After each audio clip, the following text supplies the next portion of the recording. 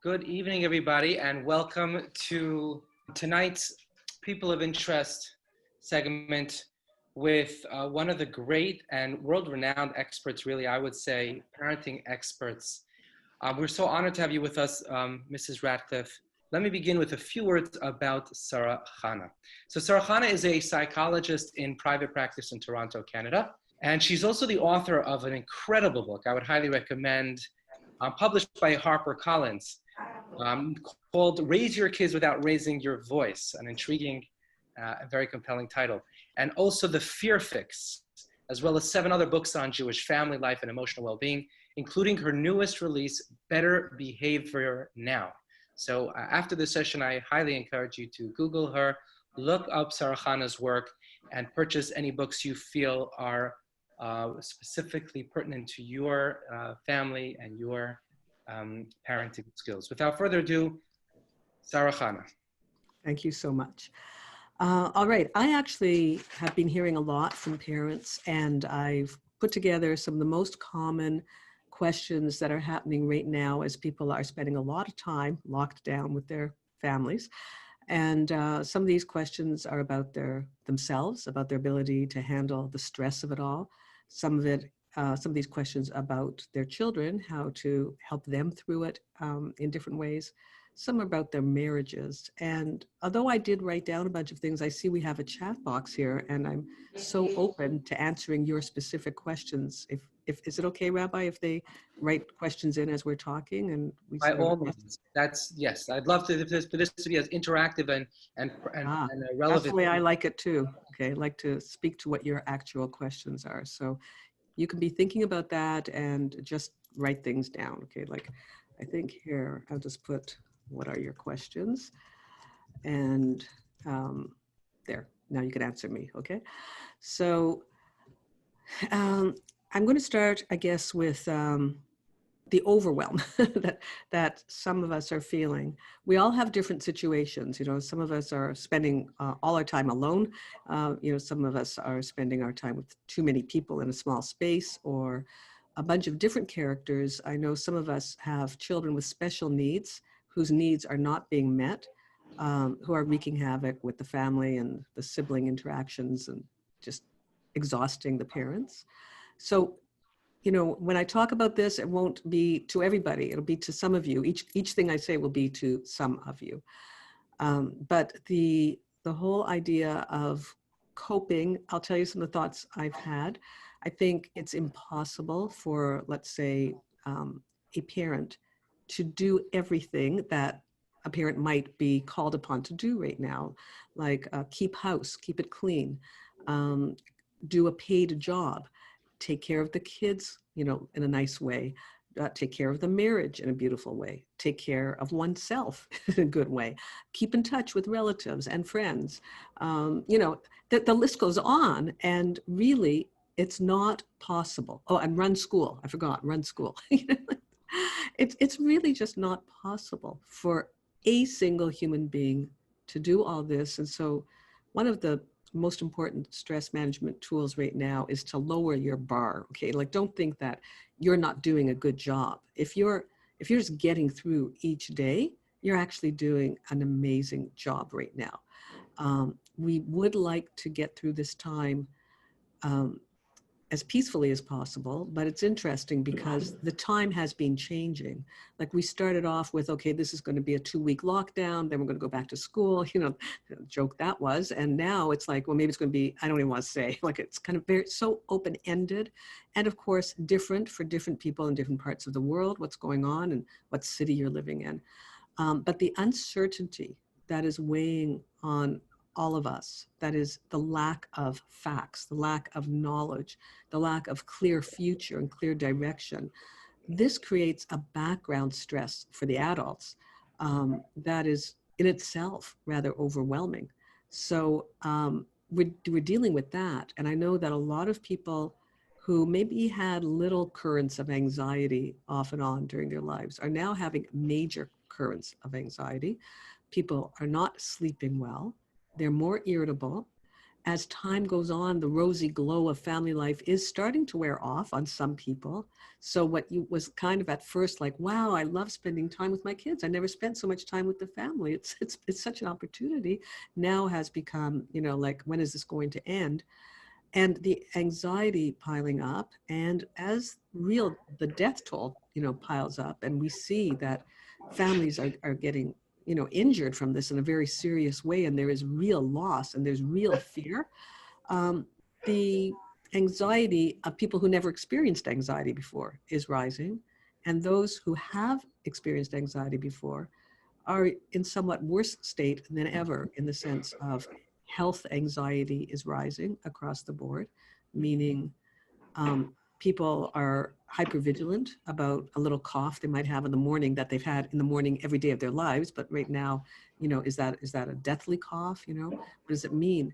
And if you start looking at how you're breathing, am I breathing okay? As soon as you start looking at how you're breathing, you can't breathe anymore, because breathing does not like to be watched. So when we watch it, we have all this, we're creating symptoms and aggravating symptoms, and we don't know the difference between that and actual symptoms. And it's very hard to tell what's going on with our own bodies, but we know that we're having a slow kind of crack up. Okay, so I've raised the issue of, first of all, overwhelm, and suggested that one of the major strategies for coping with that is to lower the bar.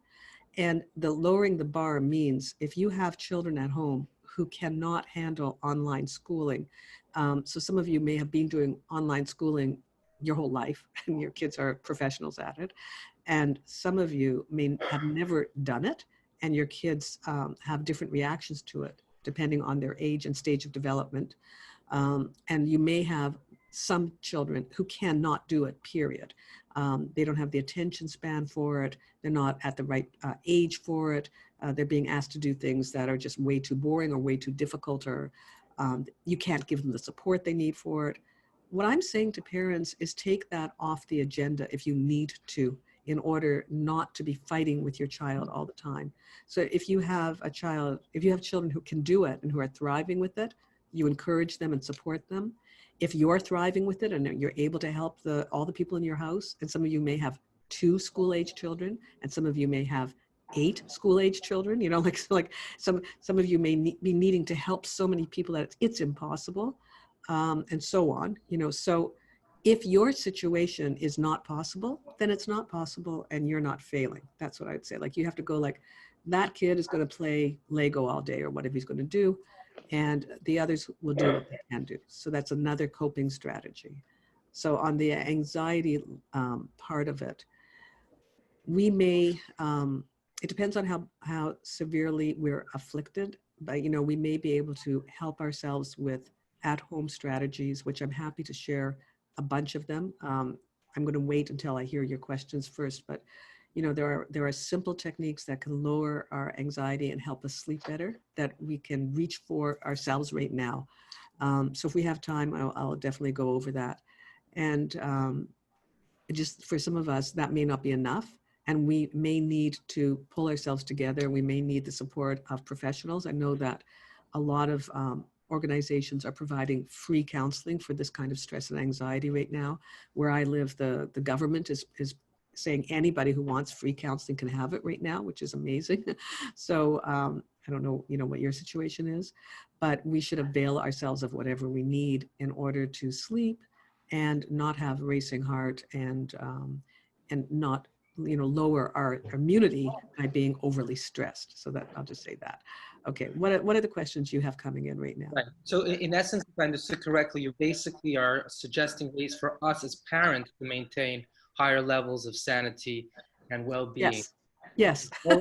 Lowering the bar of expectation, Yeah. being very relaxed about not feeling the need to follow a prescribed schedule for each child, but just roll with it, so to speak, and then looking after your own anxiety levels and so on. So yeah, it's that situation where you're on an airplane and they tell you to put your mask on first and then help your child.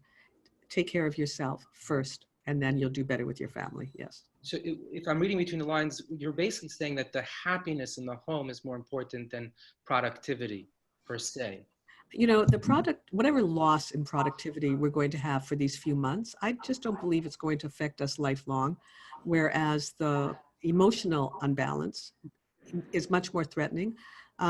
We're going through a trauma as a race of people, like as a humanity is going through trauma right now. Our children are going through it with us, even if they can't articulate exactly what's happening to them, even if they think they're on a bit of a vacation. There's something very wrong in the world that we're all dealing with. And that can have long-term effects. So, and if you throw in, they say that family violence is going up.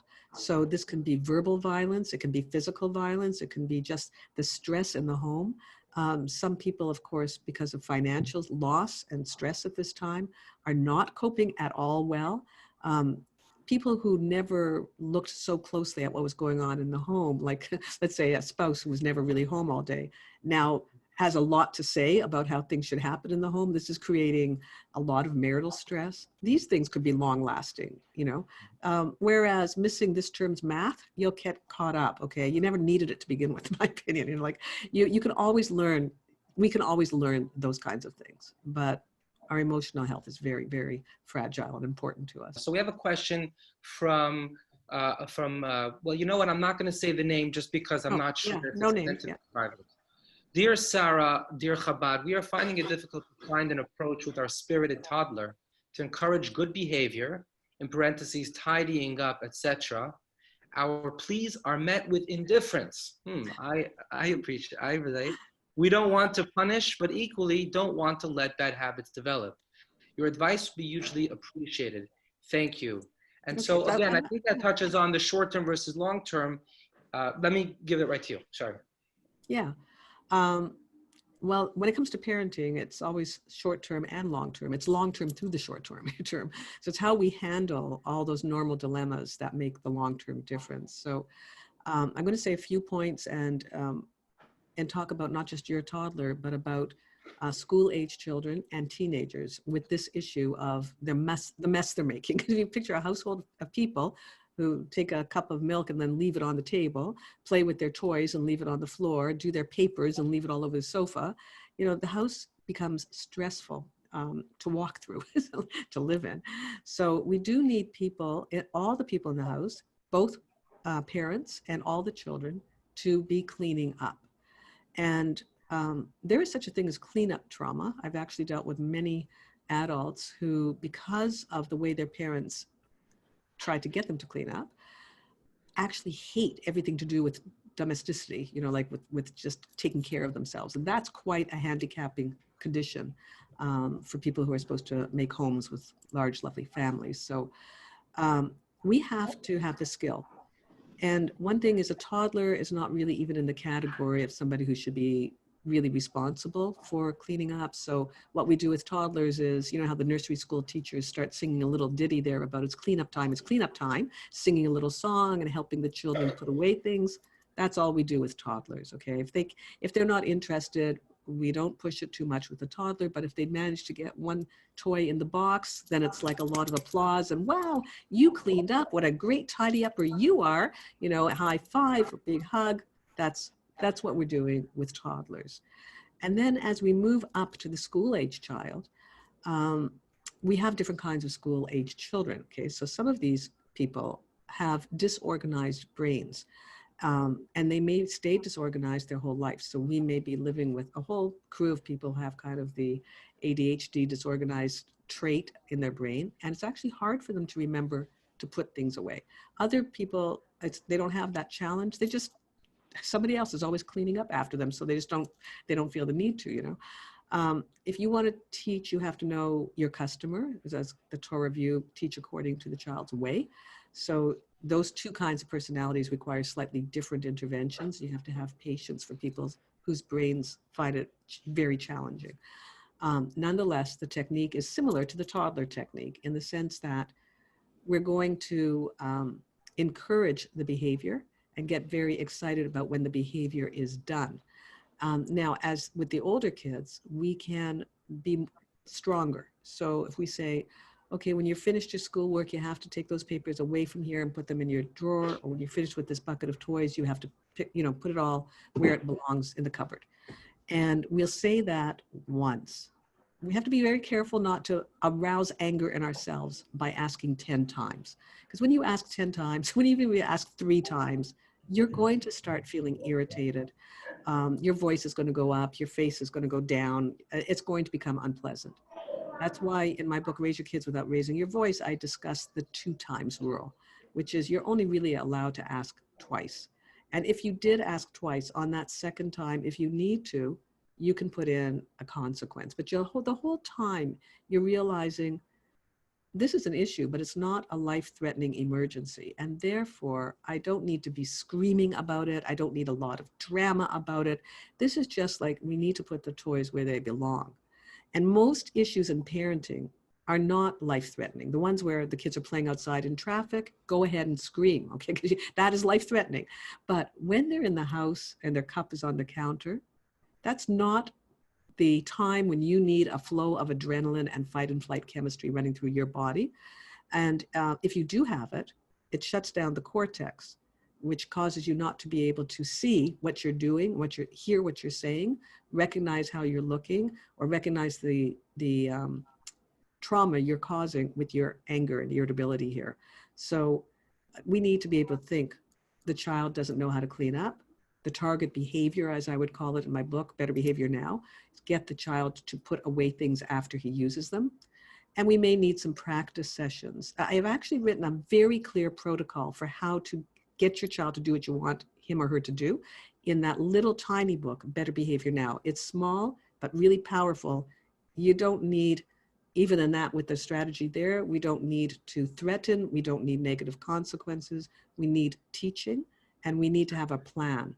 So the more you know what you're doing, the better. So that's why exactly why I wrote it, because I want everybody to know exactly how to get their kids to do what they would like them to do, while we parents are quiet and polite, respectful and sane, and we're modeling that kind of communication. So if I understood correctly, you were saying a number of points, because I want to break it down a little bit. You were saying that, first of all, distinguish between the life-threatening and non-life-threatening. Yes. Okay. Second of all, don't keep repeating your request, because you're just setting yourself up for Yes. more upset and angst. Okay. All of that's wonderful, but I think the question was, okay, if I just ask twice and my child ignores me the first and second time, are you just saying give up? And if we're giving up and we're not, are we raising children? We're not raising them correctly, where they learn the lesson that, look, if you ignore long enough, your parent's going to just get off your case. No, you missed a little, a Sorry. little part of step 2 of the 2 times rule. Right. Okay. So there's a little mashal, a parable I give with the 2 times rule, which is a form of negative consequences and discipline, which we can use extremely rarely. Once we teach this, parents sometimes get a little trigger happy with it, but it must be in the context of another rule, which is called the 80-20 rule. Okay, the 80-20 rule means that if you really want to have the power of influence over your children, you're going to have to get them to like you, because when they like you, they do want to please you, and they want to cooperate with you, and they're willing to learn from you, and they don't want to disappoint you. If they already don't like you, unfortunately, they don't care anymore. It doesn't matter, because they figure you don't like anything they do anyways. They might as well just carry on with what they want to do. So the 80-20 rule says that 4 out of 5 of the things you're saying and doing with your child look and feel good to the child. That means you're smiling a lot. You are giving a lot of positive feedback. You're giving unconditional love in the terms of hugs and kisses, and just, saying nice things and doing nice things for no reason. And that 80-20 rule is spelled out again in the Raise Your Kids Without Raising Your Voice. That is the foundation. You've got to make sure they are attached to you, and they care about pleasing you. And that takes care of a lot of discipline problems right there, but not all of them. Now, in the 20%, you have all of your instructions: time for bed, time to get into pajamas, time to come to the table to eat, time to put away your toys, time to do your homework, time to get in front of the computer for your classes, time to do this and time to do that, which in some homes is all a parent seems to say. But the problem is that instructions are in your 20%. Just human beings don't like to be told what to do. So we can't count that as the warm fuzzies that makes a person feel loved, even though we do it out of love. Time to brush your teeth because I don't want your teeth to fall out. Time to eat your vegetables because I want you to be healthy, you know. But it doesn't feel loving to be told to do things. So we count it in the 20%. So that's 80% of your 20%. Okay, now within the remaining 20%, we have your own bad mood, okay? Because yes, you're tired and you're stressed and you're worried and whatever, and you're a little bit irritable. So your own bad mood can be in that 20%, which has nothing to do with anybody, but you're not smiling, okay?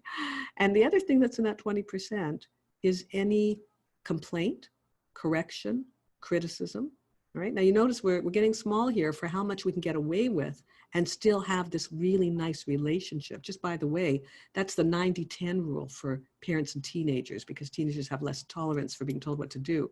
And let me just ask you, some of you may know the answer to this, but what do you think the rule is in marriage? Okay, like how much negativity would you like from your spouse each day? And how much negativity do you think you could have from your spouse each day and still have a great relationship? What should the between would you like and what can you handle? So, yeah. Well, how much do you want?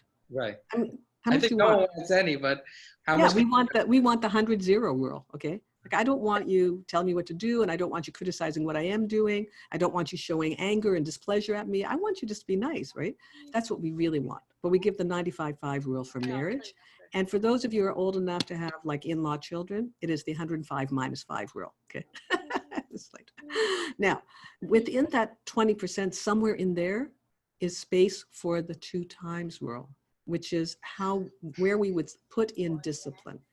And I'm going to say that in general, the discipline part is, because we can only use it rarely, is going to be used primarily when something must be done. For example, you have a toddler who is being a little bit too affectionate with the baby and, you know, around the neck, you know, like, and you know how toddlers can sometimes start off loving and then they're squeezing that baby too hard.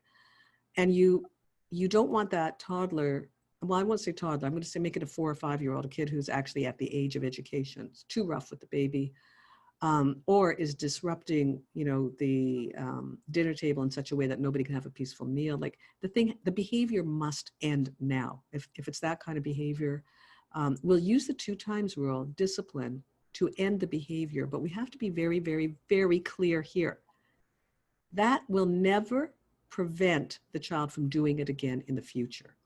What the discipline can do is get a behavior to happen right now, to start a behavior or end a behavior right this minute.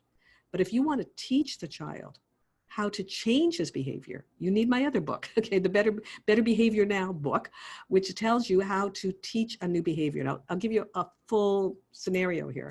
So there's a kid sitting at the table, and let's say he's elbowing the sister or whatever it is, or he's throwing food at somebody, he's bothering somebody, and you ask him to stop. So you spoke once, and by saying please stop, that is something that we shouldn't be saying anyways, okay? Because it's hard for the brain to carry out that instruction, please stop. It's easier for the brain if you tell the brain what to do. And we parents have a habit of telling kids what not to do. Don't hit, don't eat with your hands, you know, don't talk with your mouth full, don't do this and don't do that. And when we say those things, because of the way the brain works, the brain has not learned what to do, okay?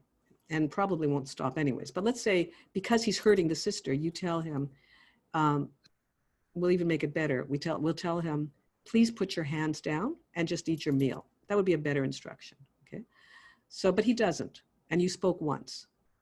Now, so you're going to say it a second time here because it's your job to protect the siblings, okay? You have to protect all the children in the house. You can't just sit there and continue eating. So you'll say it a second time, and you will put in that warning. That is really a choice point for this child.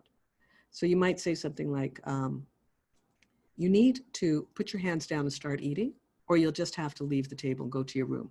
Okay? So the kid doesn't stop. But you gave him a choice now about either you do this or this is going to happen. So he doesn't stop, and you tell him, okay, I'm sorry, but you have to leave the table now and go to your room. Because you only said it twice, you're probably still fairly sane. Your voice is not loud. You're still able to be respectful. I'm going to use two examples here. One of a kid who will go to his room and the other of a kid who won't go to his room when you ask him to go to his room. So we'll pick the first kid. He gets up and he's moaning and crying and screaming that he hates you and it's not fair and she bothered him first and all that stuff. But he does trudge up to his room and he slams the door, okay? Now, so you solved that problem. Now everybody can eat dinner. But you know, the question was, why was he elbowing her, okay? He was sitting at the table. Maybe she teased him. We could have that scenario. Or maybe she sat too close to him, you know, on purpose because she knows it bothers him. You know how siblings are. Or maybe she just existed and was breathing the air that he's sharing, you know, a certain kind of kid. So you have to know what the trigger was. But let's say the trigger is she knew and she just sat a little too close to him. We'll say that's the trigger. The trigger is she bothered him. In his brain, he's got a circuit that runs from she bothers me, I elbow her. She bothers me, I push her. She bothers me, I get rid of her, okay? And that is an automatic circuit that every time he practices it, he gets better and better at it. Just like if you're practicing a tennis swing or something, every time you learn a piano song, whatever it is, every time you practice something, you get better at it because you get more wires on that circuit. So he's been actually elbowing her for years already. And you as a parent have been telling him to stop it for years already, not noticing that you're totally ineffective. Okay? It's like, now we used the 2 times rule to get that child up to his room and out of the way, but we didn't teach him anything. So to teach him that when your sister bothers you, you need to do something else, we actually have to know what we want him to do instead. This is something that's interesting to me, that most parents, I call that the target behavior. We have the problem behavior. He gets physical. But what is the target behavior? What do you want from the kid? Because if you have not articulated that to yourself, believe me, you have not taught it to him. Okay? But let's say you did articulate it. What do you think, I'm going to ask you, what do you think you want the child to do when his sister bothers him, his sister teases him, his sister annoys him? What is it you want him to do exactly? Let's say he's 9 years old. To ask her to stop or to come to you if she doesn't stop. Okay, we could accept that. Now, how will you get him to do that? The things that we do as parents, I can just tell you, we do so many things as parents that do not align with the way the brain learns. Because what's the most likely thing that we would do to get him to do that? Like he's now in his room, okay? And dinner's over. What do we do next? We can have a quiet conversation with him in the privacy of his room. Yes, you could. And that won't change his brain at all. And that's one of our favorite techniques, to have the one-on-one conversation. But conversations like that don't change the circuit. Because remember, the circuit is she bothers me, I punch her. She bothers me, I punch her. That's a neurological circuit in the brain. That's a neural pathway that's being reinforced. So the next time she bothers him, he now knows kind of cognitively what's wanted of him. But that circuit runs a lot faster than that cognitive knowledge. That's why we're still yelling at our spouse like 30 years later when we know that this hasn't been working. Because circuits that we practice get stronger. So we actually have to have a technique for building a new circuit. So I look at it that there's a trigger, something that makes the child embark on the wrong path. And then there's the wrong path. So here's the trigger and the child goes down this way to the problem behavior. What we want is the trigger and the child to go down a new road with the new behavior. This one, he's been practicing for years. This one, he's going to have to start practicing. And because we don't want it to take 5 years to build up more wires than this one has, we're going to have to do something called rapid wiring. That is, we as parents are going to have to speed up the learning process for the brain. We are really teachers, and we need a strategy for teaching, which nobody gives most parents. And that strategy is in that book, Better Behavior Now. It's a very small book. It's really just that strategy. If you want to change your child's behavior, you need to know what to do. But basically, it's the combination of getting that child in school for the new behavior, not just telling the child what the new behavior is. Because if you wanted to learn how to play piano, I cannot tell you how to play piano and then think you know how to play piano. What has to happen? Practice, like physically getting on the piano. And you got to put your hands on those keys and play. And the more you do it, the more the circuits develop, okay? So we cannot tell a child what he needs to do. We actually have to have him practice it. And So then because, yeah. in real time, we're going to all get the book. I actually have the book. But could you add, because you've built up that scenario and it's so experiential and visceral, what would you do in that moment? Of course, as you said, the trigger happens. So they already bolted. They're already, you have to bring them back and you have to now train them into the new path. What to do. Got it. You've got it. That's that. So we go up to the room after dinner. And here's another thing. That's not too late?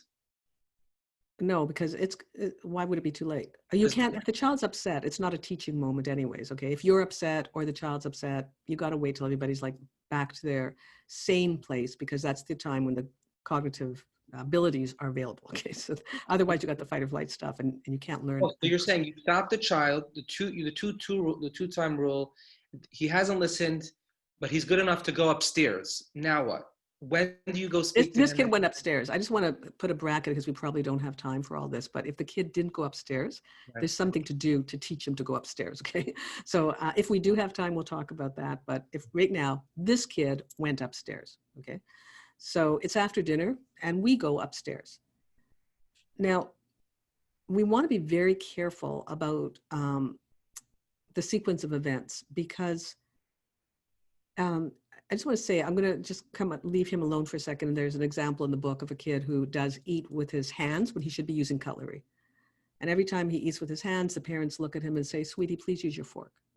And they're very nice about it. And so he picks up his fork. And then, this goes on from meal to meal, year after year after year. And they're constant, "Sweetie, would you please use your fork? How to use cutlery? Sweetie, this is not the way we eat, okay?" Now, what's happening there neurologically is the parent is attending to the wrong behavior. The child is eating with his hands and the parent is speaking to him. So what happens from the brain's point of view, it's like, oh, that's good. Like the brain is always looking for a ding. So every time you give any attention to any behavior, that is the behavior that will grow.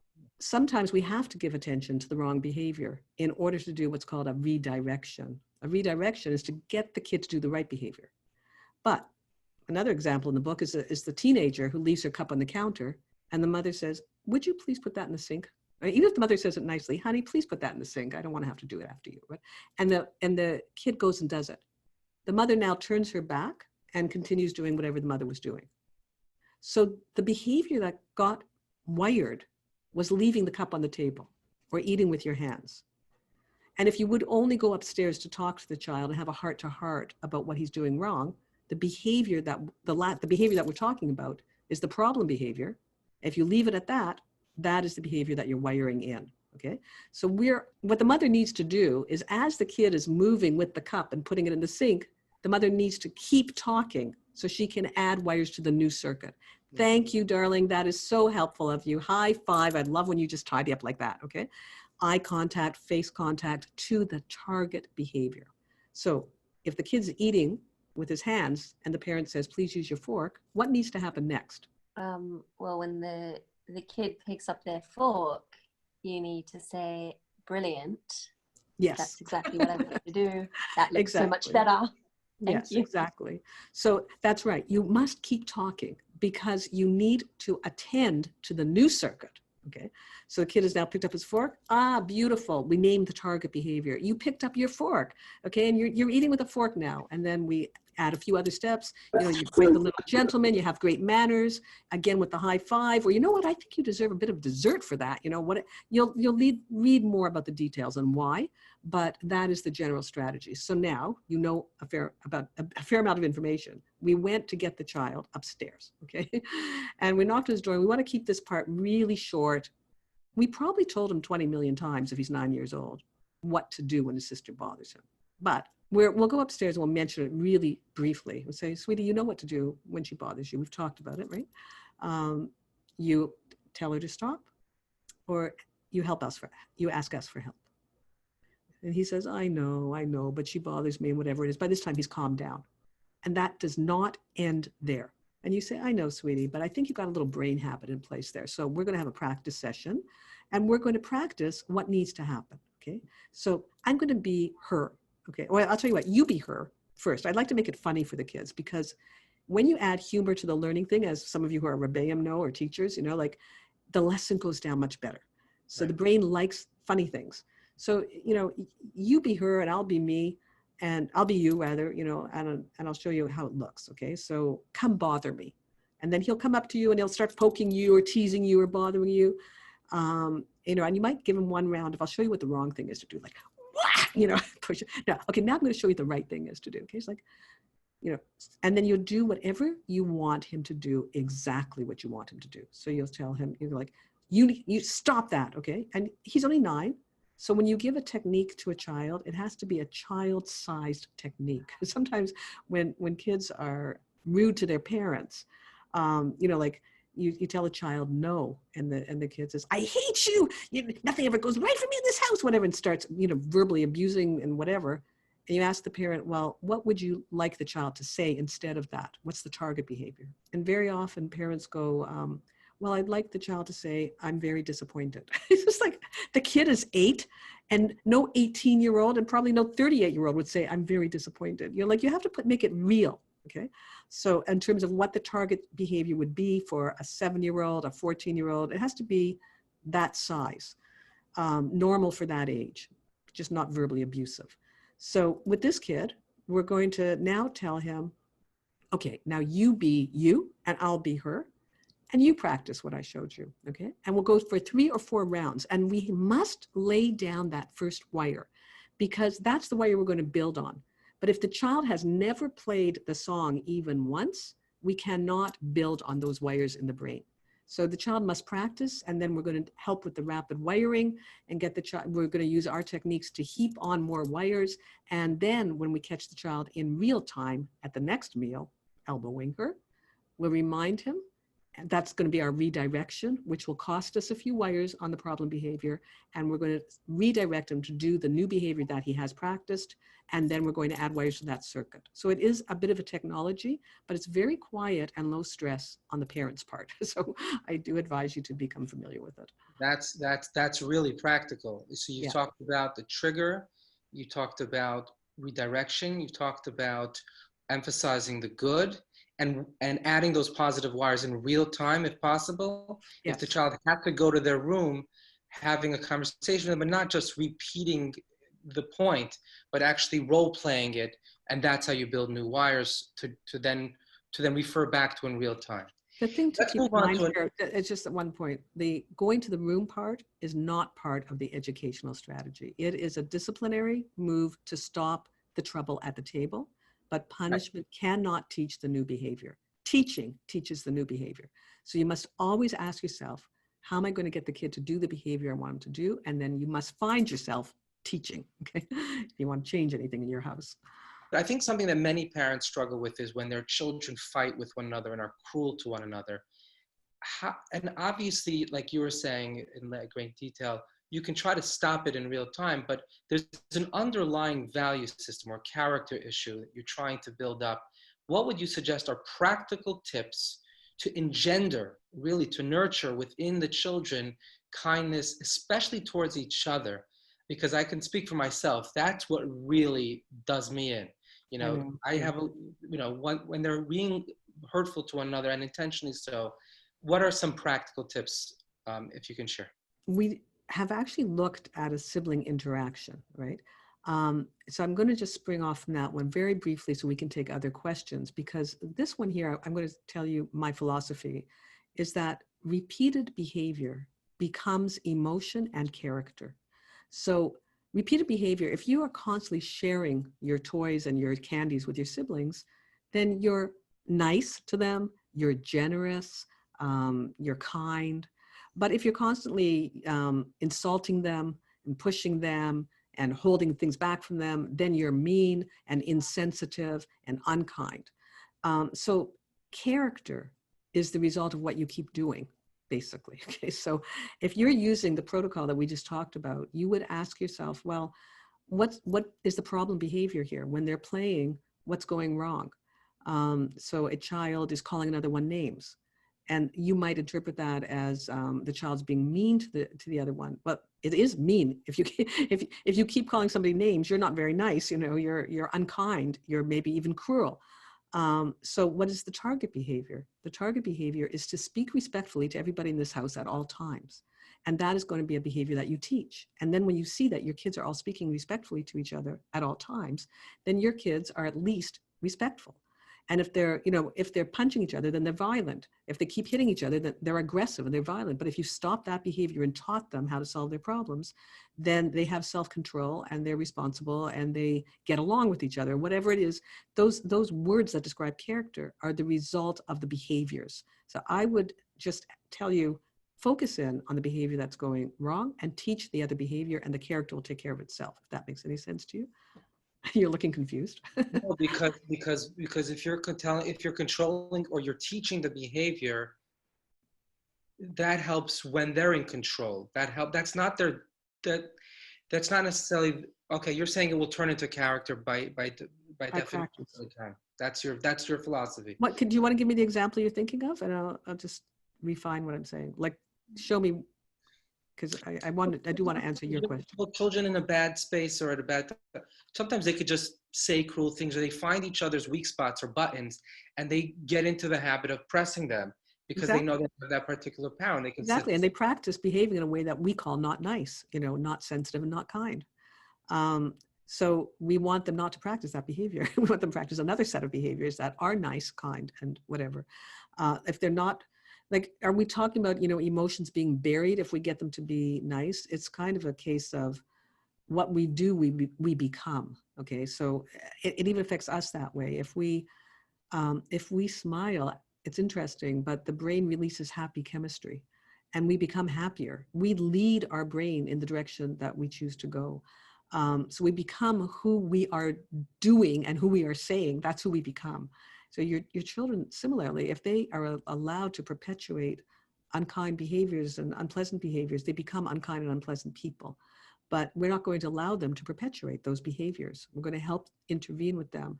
So each child is born with kind of a handicap in their starting off point. So some kids have bad tempers as they start off. Some kids are very anxious as they start off. Some kids are critical and complaining. Everything is bad for them as they start off. But as we intervene, we're trying to bring them to the happy medium there of those traits where they end up feeling better. They're acting better and they're feeling better. And we're not suppressing anything. We're actually retraining their brains. We could go on for a long time. Like, right. I think we should just take another question because I probably, I see a number of questions. I see both Gavin and Georgina are asking, basically, what do you think is the biggest gift we can give our children, which we can teach, which they can use throughout life? What do you think is And from Gavin, how can we really use this time to help our children build resilience? Those are both great questions. In terms of the gift, our face is a very big gift to our children because they're looking into it all the time to see their reflection. And when they see smiling eyes and kind eyes looking back at them, and the look of love and the look of approval, the look of happiness, they develop a feeling of self-worth. They feel smiled at and they feel good. And with that goodness, they can go forward in life. We have to watch our face because at home, our face isn't always that pretty. It's like a lot of times we're very businesslike, we're cold looking. If you had the video on you at home, okay, and you look at what your face looks like when you're talking to your child who is not listening to you right now, doesn't want to go to bed, is bothering the siblings, has been rude to you, whatever, and we look at your face, that's what your child's seeing and is taking that as the deepest reflection of who he is. The children come out of childhood feeling ugly. They weren't ugly, they were adorable, but they feel ugly if somebody looks mad at them a lot. And of course the child deserves it because the child is not listening and not cooperating and you're driving you crazy, but you have to be aware of your face. So if you want to ask the question, what is the biggest gift we can give them? It is our smiling face, okay? So, you want to ask them, honey, it's time for bed. We don't have to ask everything with anger. Same words. We just have to know what we're doing. We need a skill set. And with that skill set, we can get them to do everything we want while still smiling. So without the skill set, we feel helpless, overwhelmed, and exhausted, and they're not going to see our pretty face. So we must have the skill set. Fantastic. We have another private question. Is it's to do more with the parenting aspect with the couple themselves. sometimes parents have very different views, ideological views or parenting methods and so forth. Um, is it ever okay to express disagreement in front of children, and or not? And if it is, what are the limits and the boundaries? Is there any room to argue that actually the children learn from how you argue if you're a couple? And again, so that's one question, and how to resolve differences from parents who have differences. What's the best way to do that? So I'm aware that we have like just a couple of minutes left, and we didn't answer the resilience question. We're going to put that one there. But the differences between parents, what happens with children is what happens, you know how you feel when your kids are fighting with each other and how it hurts you the worst? Okay. Children feel that way when we're fighting with each other. And if the fight was caused by them, it really bothers them. So if we're fighting about parenting and they hear that, it is extremely distressing to them. So the time to argue in front of the kids is when your partner is doing something in parenting which is going to have lifelong bad effects on your child, okay? So which is rare, usually, hopefully. But if your parenting partner is simply doing something that you don't think is great or you don't think is ideal, I would let that go until you really have a private moment, which the way we're going here might be in about 6 or 8 months or something. I'm not sure when the private moment is going to be, but text to each other later or something. But the thing is, if it's just poor parenting, like, I think you shouldn't have given him the candy, or I think, I said no to him and you said yes, that's really not good for him. This is not something, like if the parent, your spouse, let's say a woman said no to the child, you can't have the cookie, and the husband stood right in front of her and said, oh, let him have it, okay? In case she wants to kill her husband. But that is not the time to discuss it in front of the kid, because if you start having that talk right then, I told him no, and I don't think it's for you to contradict me. Okay, I don't contradict you when you, whatever. Having that talk causes the child a lot of pain, and it's enduring. So forget it, okay? It's only about the cookie and about the husband disagreeing. Whereas, of course, if the husband was throwing the kid against the wall, step right in there and stop that from happening. But later on, you'll have a little chat with your spouse using the same techniques as we're using for the kids. Because you can't use a horrible set of techniques for your spouse and the good ones for the kids. Okay, you're going to have to think about what was the problem behavior there. Let's see, the problem behavior was when he saw me doing something he didn't like, he spoke up in front of the children. That's the problem behavior. What's the target behavior? I would like him to wait and speak to me about it later. It wasn't an emergency. How will I get him to do that? We're going to practice, okay? We're going to have our own practice sessions here, and you'll see it can be done even with your adult partner. But you need to be thinking along those lines. What was the other, did I miss something in that question? Resilience. Sorry? The resilience question, and I think one of the question was if the kid says no at the table. Okay, so if the kid says no at the table, when I think of a consequence, I'm always thinking of our opening move. The opening move was, if you don't put your hands down and start eating, you're going to have to go to your room. Leave the table and go to your room. And the kid doesn't go. So, and we've asked him, we're on our second time, so he has to go. He doesn't go. This is like when a police officer gives you a ticket for speeding in your car, and you were speeding in the car.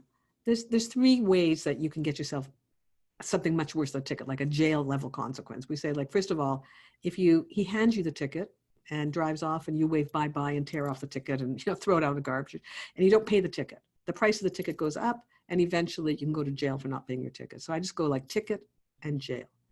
The other thing that could go wrong is when the police officer gave you the ticket, you were very upset about it, so you ripped it up and spit in the guy's face. That can also get you to jail. So when a child is abusive to you, which kind of follows another rule in the parenting book, which is I do not give, it's called the relationship rule. I do not give, nor do I accept any form of disrespect. I don't give, and nor do I accept any form of abuse. We have to have that rule in place. Otherwise, we raise children who are a danger to themselves and everybody else. So, so if the child is not okay with you, kicks you or something because you gave or says bad words to you or something because you gave a ticket, go to your room, then the child is in line for jail.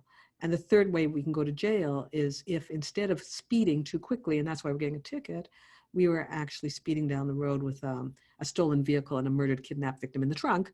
And, that's a jail level offense. So there are certain things that we can do at every age that really cross the line. And it's no longer going to be go to your room.